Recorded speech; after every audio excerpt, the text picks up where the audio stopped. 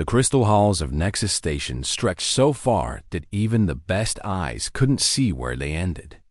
Light bent and twisted through the walls, creating colors that had no names in human languages. Ambassador Elena Vasquez walked beside her small team, trying not to look as amazed as she felt. Around them, beings from across the galaxy moved with the confidence of those who belonged. Some floated without bodies, just clouds of light that pulsed with thought. Others crawled on 6 legs or slithered on none. A few looked almost human, but their eyes held centuries of memory that made Elena feel like a child. She straightened her jacket and kept walking. They hadn't come here to gawk. They had come to help. The council chamber sat at the heart of the station. When the massive doors opened, Elena saw 200 species gathered in rings that spiraled upward like a great amphitheater. Each species had its place, earned through thousands of years of membership. The humans were shown to seats in the outermost ring, so far from the center that Elena needed her tablet to zoom in on the speakers.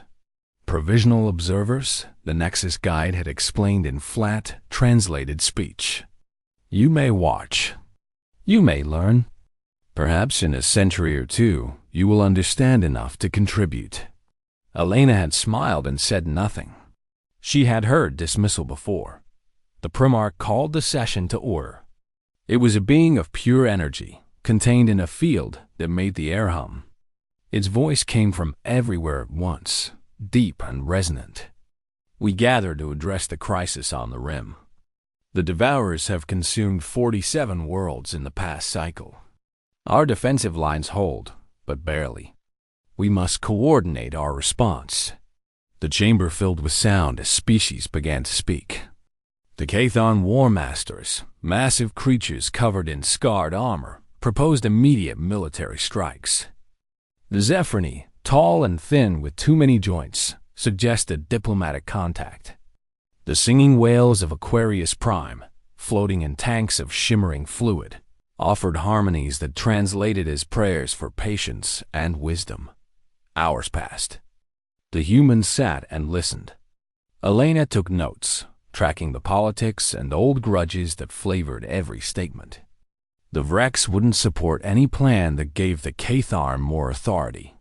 The Lumine Collective refused any strategy that required violence. The Coalworlds wanted protection for themselves above all others. Everyone talked. Nothing happened. Finally, during a brief pause, Elena activated her communication node. A soft chime echoed through the chamber, requesting permission to speak. The conversation stopped. Thousands of eyes, sensors, and awareness fields turned toward the outer ring. The Primarch's form flickered with what might have been surprise. The human delegation wishes to address the council? If permitted, Elena said, standing. Her voice carried through the chamber, translated instantly into 200 languages. Very well. The council recognizes Earth. You may speak. Elena descended the steps to the speaking platform at the chamber's center. She could feel the weight of attention on her, and not the friendly kind. Curious, maybe? Amused, certainly, but not welcoming. Thank you, Primarch. Members of the council. She turned slowly, making sure her gaze swept across the assembled species. Humanity has been listening to your discussions. We understand the threat you face. We came here today to offer our assistance. The first laugh came from the Catharn section, a low rumbling sound that got picked up by others. Soon, chuckles and their equivalents rippled through the chamber. The Primarch raised a field-wrapped appendage for silence. Your offer is noted, Ambassador. However, humanity has been spacefaring for less than a century. Your fastest ships still use primitive warp cores. Your worlds number fewer than 20. What assistance could you possibly offer in a conflict of this scale? We have military forces, Elena said calmly. Strategic capabilities. Experience with asymmetric warfare. We're willing to commit resources to the defense effort. Now the laughter grew louder. A Kathon War Master stood, his massive frame making the platform shake. Military forces? Child species. We have been waging war since before your ancestors learned to use fire. Your entire fleet couldn't defeat a single one of our cruisers. What could you possibly teach us about combat? A Zephrony philosopher's voice cut through, sharp and precise. Ambassador, please understand. We do not mock out of cruelty, but out of concern for your safety. The Devourers are beyond anything your species has encountered. They are adaptive, relentless, and ancient. Your technology is simply too primitive to make a difference. One of the singing whales added harmonics that translated as, "We appreciate your enthusiasm." It is charming, truly. But this is a matter for established civilizations. Perhaps you should focus on developing your own worlds? Elena stood perfectly still while the chamber filled with sound again. Not all of it was laughter now. Some species seemed embarrassed by the display. Others nodded in agreement with the sentiment. A few simply looked bored, ready to move on to matters that actually mattered. The Primarch waited for quiet, then spoke with the tone one might use with a well-meaning but foolish student. Ambassador Vasquez, humanity's heart is in the right place. But wisdom comes with age, and your species is very, very young. The Council has protocols that have worked for millions of years. We have strategies refined through countless conflicts. What we need now is coordination among experienced civilizations, not untested theories from newcomers. We have weapons you haven't considered, Elena tried. Approaches that might. Ambassador. The Primarch's voice was firm now. The Council thanks you for your offer. It is noted in the official record. However, your participation in the defense effort is declined. You may continue to observe these proceedings, and in time, as your civilization matures, perhaps you will have genuine contributions to make. But that time is not now. Elena looked around the chamber one last time. She saw pity in some eyes, amusement in others, dismissal in most. Not a single species seemed to think humanity had anything of value to offer.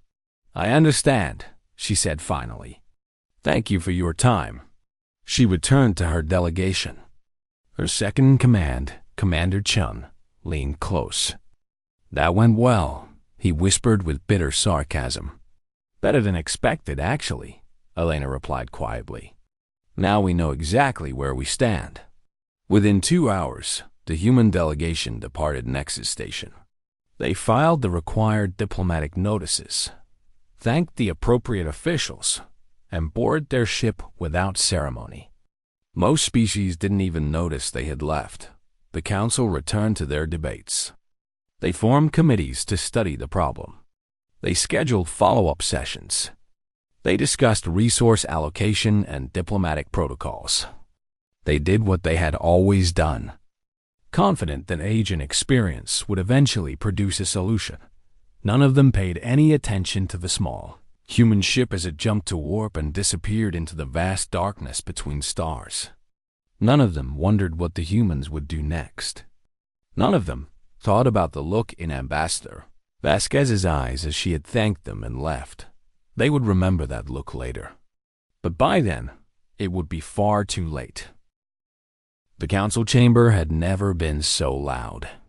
200 species shouting, singing, pulsing, broadcasting their opinions all at once. The Primarch tried to maintain order, but even beings of pure energy had limits to their patience. This is unacceptable. A Kadaran War Master slammed his armored fist against his seat. We do not negotiate under threats. The humans may have won some battles, but they cannot dictate terms to civilizations that existed before their planet had multicellular life. They're not dictating, a young Vrex diplomat countered. They're offering. We can accept or refuse. But if we refuse out of pride, what happens when the Devourers break through our lines? We have held them for 2 years already. Barely. The Vrex gestured at the tactical displays floating around the chamber. Look at the projections. We're losing ground every cycle. The humans are the only ones making progress. A Zephyrny elder stood, its many joints creaking. The philosophical question is more complex than military necessity. If we accept their terms, we establish a precedent. Any species that achieves military success could demand council membership regardless of their development level. We would be rewarding violence over wisdom. We would be rewarding results over age, a smaller voice said.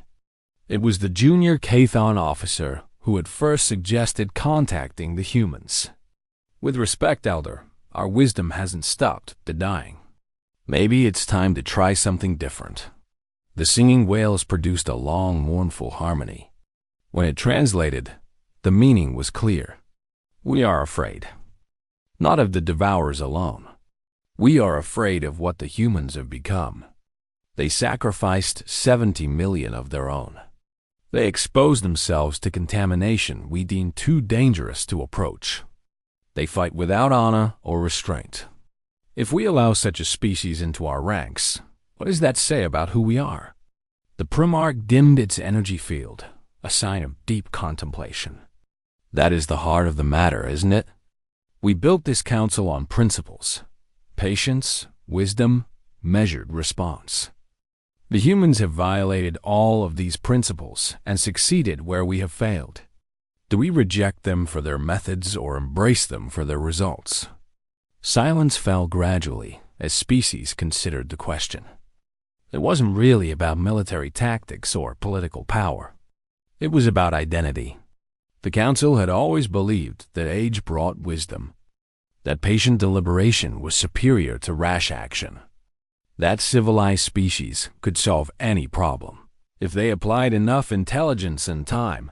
Humanity had proven that belief wrong. Sometimes problems required desperate measures. Sometimes wisdom was too slow.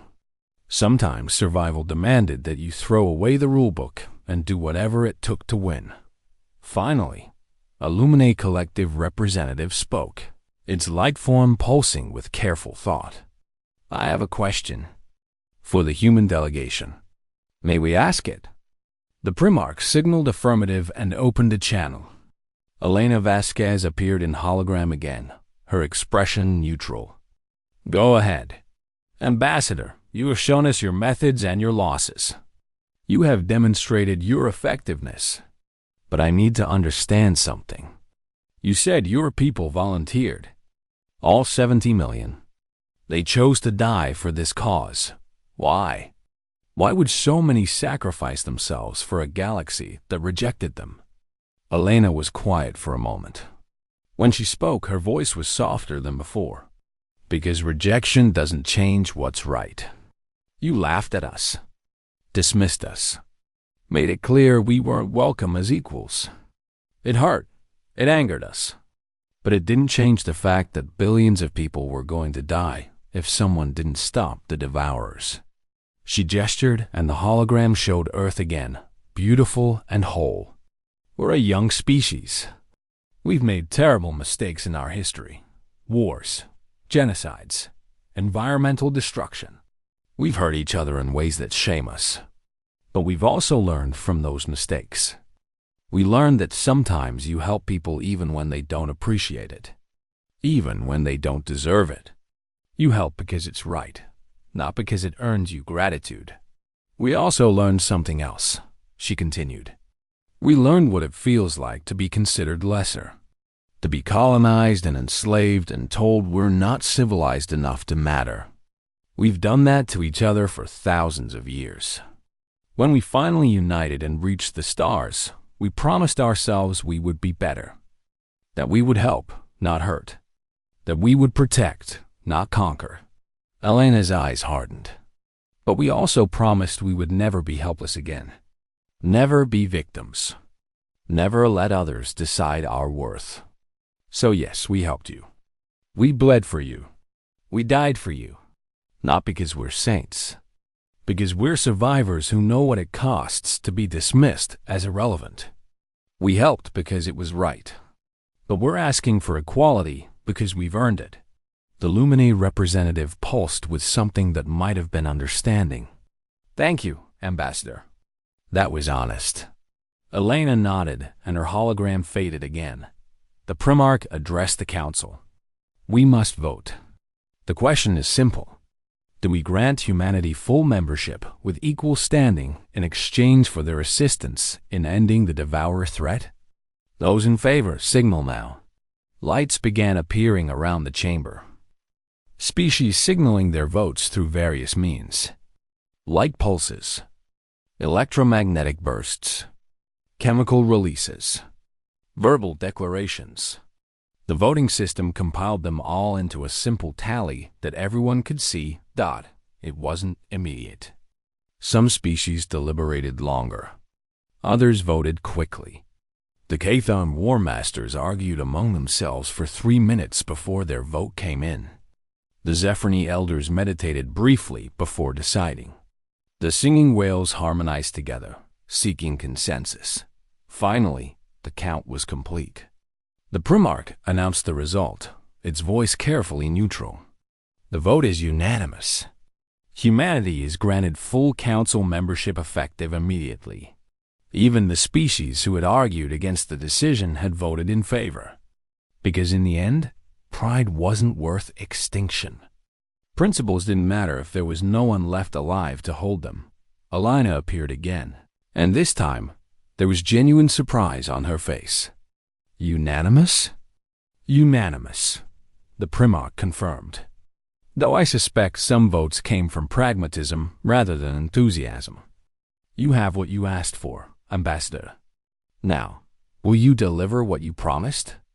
"Yes." Elena's surprise faded back to professional calm. "We'll need full access to your military networks. Real-time intelligence sharing. Authorization to operate in any sector without prior approval. And you'll need to accept that our methods will make you uncomfortable. We don't fight clean. We fight to win." "Understood. We will provide the access codes within the hour. Coordinate with our military liaisons." The Primarch paused. "Ambassador, I must ask. You said you can end this war in 6 months. What makes you so certain?" Elena smiled, and this time there was something fierce in it. Something predatory. "Because we know where the Devourers come from. Your reconnaissance never found their origin point. You assumed they were spread throughout the galaxy. They're not. They have a home, a core, a central intelligence that coordinates everything. We found it 3 months ago. The chamber went completely silent. We've been testing their defenses, probing their responses, learning their patterns. In 6 months, we'll have enough data to launch a final strike. One assault on their central systems. It'll be costly. We'll probably lose half the fleet we commit. But it will end them. And you kept this information from us?" The Primarch's energy form flared with something like anger. "Yes," Elena said bluntly. "Because you would have formed a committee to study the problem. Called sessions to debate approach vectors. Spent 6 months arguing about the ethics of a decapitation strike. We don't have time for that. We never did.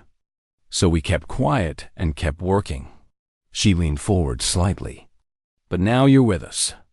Now we can combine your resources with our intelligence. Your fleet numbers with our tactics. Your technology with our willingness to use it without hesitation. Together, we can finish this." The Primarch was quiet for a long moment. "What do you need from us?" "Everything. Every ship you can spare. Every weapon you've been too civilized to use. Every piece of technology you've kept locked away because it was too dangerous. We're going to throw everything at their core, and we're not stopping until they're extinct, or we are. When do we begin?" "Now," Elena said.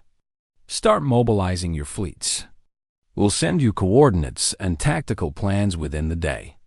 The war ends in 6 months. One way or another." The hologram faded. The council sat in stunned silence.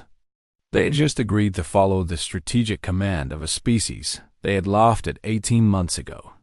They had granted equality to newcomers who had been spacefaring for less than a century. They had accepted that their ancient wisdom had been insufficient and that desperate, brutal, reckless humanity had found the answer they couldn't. The Primarch looked around at the assembled species. "We have made our choice. Let us hope it was the right one." In the quiet that followed, no one laughed. No one mocked. No one dismissed the humans as children playing at war, because they had all seen the same thing in Ambassador Vasquez's eyes. The same thing that had been there 18 months ago when she had politely accepted their rejection and left. Without argument, determination. Absolute, unshakable, terrifying determination. Humanity hadn't asked the Council if they could help. They had told them they would. And when the Council said no, humanity had simply gone ahead and done it anyway.